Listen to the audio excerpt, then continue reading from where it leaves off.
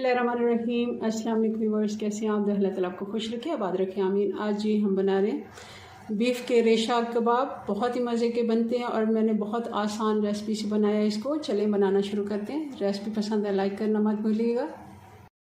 Pressure cooker मैंने ले लिया और 1 पाव चना दाल जिसको मैंने भिगो के रखा हुआ था 1 घंटे से, और अच्छे से इसको धो लिया मैंने। ये डाल देंगे। आधा किलो इसमें बीफ डालेंगे और मैंने थोड़े बड़े पीस लिए ताकि रेशा अच्छा बने। अगर छोटे पीस हों तो भी ठीक है, मगर बड़े पीस होंगे तो 1.5 चम्मच अदरक और लहसुन फ्रेश कुटा हुआ ये डाल देंगे। 1 बड़ा प्याज रफली कटा हुआ ये डाल देंगे। 5-6 हरी मिर्ची हैं, इनको मैंने दरदरा सा कूट लिया, ये भी डाल देंगे। 2 से 3 टीस्पून छोटे वाले चम्मच हमने लाल मिर्च कुटी हुई डालनी है। 1 छोटा चम्मच हल्दी पाउडर, 1 टेबलस्पून नमक या फिर हस्बे ज़ायका, नमक आप अपनी मर्ज़ी से कम ज़्यादा कर सकते हैं। और पानी डाल देंगे, बाकी के मसाले हम बाद में डालेंगे। और पानी मैं 2 गिलास इसमें डाल रही हूँ। बीफ है तो इसको गलने में 15 से 20 मिनट लग जाते हैं और पानी इसमें थोड़ा ज़्यादा ही जाता है। ढक्कन लगाएंगे और इसको प्रेशर आने देंगे।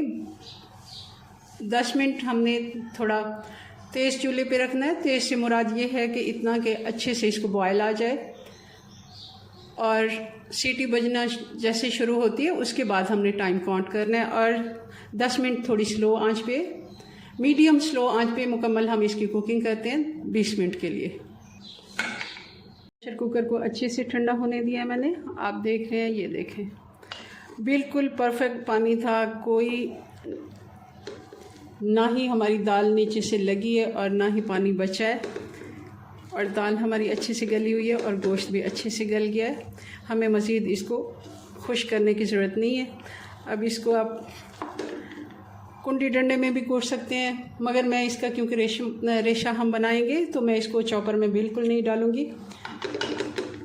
गोश्त हमारा और दाल अच्छे से गली हुई है तो मैं इस वाले, ये जो घोटना होता है साग घोटने वाला, इसी से ही मैं इसको मैश कर लूँगी इधर ही। मिक्सचर हमारा अच्छे से ठंडा हो गया। अब इसमें डालेंगे हम कबाब मसाला 1 टेबलस्पून और 1 से 1.5 टेबलस्पून धनिया दरदरा कुटा हुआ। अगर आप चाहें तो कबाब मसाले की जगह आप गरम मसाला और ज़ीरा पाउडर भी डाल सकते हैं, मगर मेरे पास मौजूद था तो मैंने ये डाल दिया है। अब इसमें 2 अंडे तोड़ के ये डाल देंगे और एक दफ़ा फिर से मिक्स कर लेते हैं। मटेरियल हमारा अच्छे से मिक्स हो गया। अब इसके कबाब बना लेते हैं और साथ साथ फ्राई भी कर लेते हैं। जितनी पैन में गुंजाइश है उतने आप कबाब डालते जाएं। और 3 से 4 मिनट हमने एक साइड को देने हैं। मीडियम आंच पे हम इनको पका रहे हैं। आप देख रहे हैं बहुत ही प्यारा कलर इन पे आ गया। जो हमने पहले कबाब डाले वो हमारे तैयार हो गए, निकालना शुरू कर लेते हैं। तो हमारे मज़ेदार रेशेदार कबाब बन के तैयार हैं। बहुत आसान रेसिपी है, कम टाइम में बन जाती है। चलें जी, अपनी दुआ में याद रखें। मिलते हैं नेक्स्ट वीडियो में नई रेसिपी के साथ। तब तक के लिए अल्लाह हाफिज़।